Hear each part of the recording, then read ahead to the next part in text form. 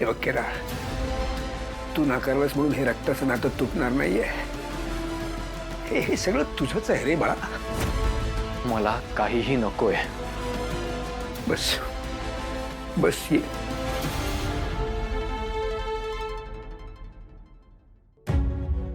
हे बघ केदार, आता मला फक्त एकट्याला नाही रे, या सगळ्या कुटुंबाला तुझी गरज आहे.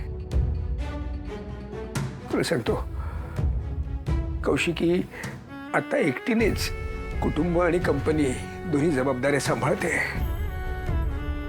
पण ती बोलून दाखवत नसली तरी तिच्यावरती खूप भार पडतो रे या सगळ्याचा. म्हणून मी युवराजला कंपनीच्या बोर्ड ऑफ डिरेक्टर्समध्ये घ्यायचं ठरवलं. पण मला आता तू आलायस तर तू सुद्धा ये या बोर्डावरती, तू सुद्धा ये.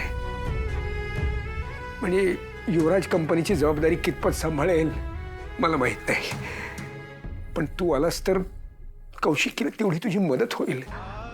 आणि मला माहिती, मला देखील बरं वाटेल. मी तुम्हाला या आधी पण सांगितलंय, माझ्याकडून अशा अपेक्षा ठेवू नका. आणि मी ते कोणतीही जबाबदारी घ्यायला नाही आलोय.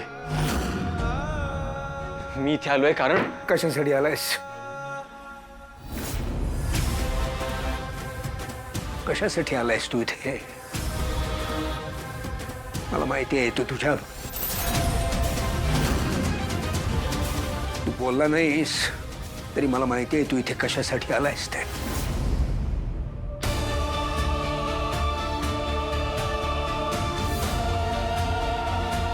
तुझा हेतू समजलाय मला. तू इथे माझा मुलगा म्हणून आलेला नाहीयेस. तू इथे आलायस माणुसकी म्हणून. तू इथे आलायस तुझ्या आईने तुझ्यावर केलेल्या संस्कारांना जपायला, देवकीच्या संस्कारांचा मान ठेवायला म्हणून तू इथे आलायस. मला माहिती आहे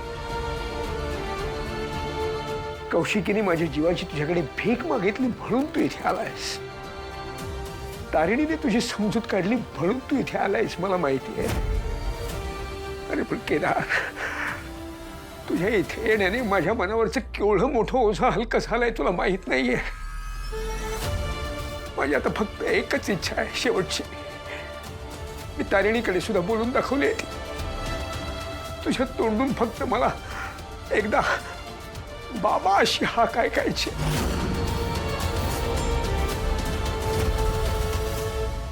तुम्हाला बाबा म्हटलंच की नाही की मी समजेन की तुम्हाला माफ केलंयस म्हणून. मला एवढंच हवंय रे केदार, तुम्हाला माफ करावंस, मला बाबा म्हणून तू स्वीकारावंस. बस एवढी माझी शेवटची इच्छा आहे. बस.